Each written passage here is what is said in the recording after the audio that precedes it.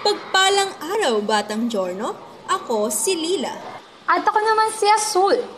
Welcome sa aming podcast kung saan ating hinahasa ang kamalayan at kaalamang makatutulong sa mga isyong panlipunan.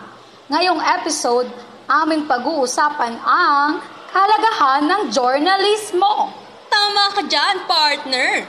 Mahalagang matutunan ang realistic importance ng journalism sa ating buhay. Alam nyo ba, hinahasa nito ang broad at complex skills natin sa malalimang pag-unawa at pagsusuri ng mga isyong panlipunan. At syempre, hindi mawawala ang sandigan sa datos at ebidensya. Ito ang bumubuo sa makatotohanang pagsusulat at pagseserbisyo sa publiko upang ipahatid ang katotohanan.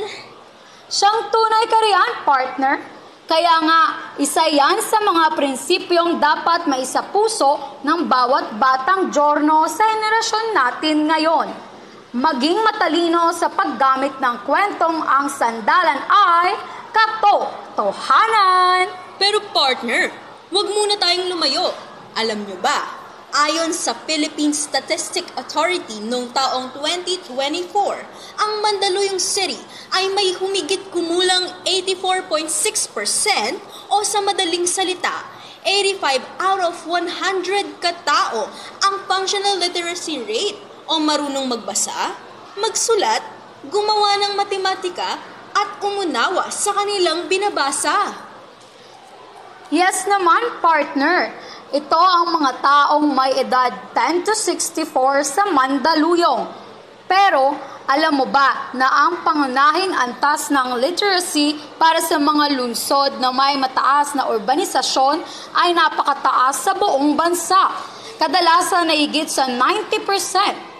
Ibig sabihin, bagaman hindi diretsahang iniulat ang eksaktong bilang para sa basic literacy ng Mandaluyong, ang mataas na functional literacy rate nito ay patunay na malakas din ang basic literacy nito.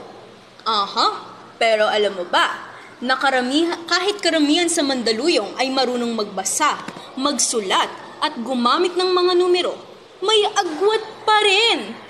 May agwat pa rin? Yes ka dyan, partner.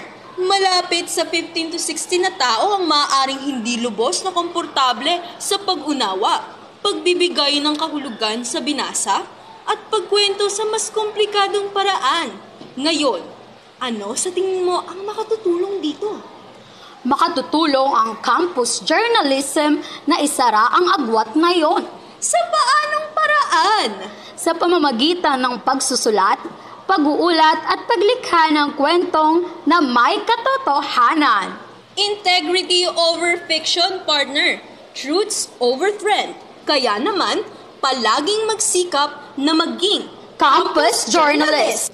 Hanggang sa uulitin, paalam!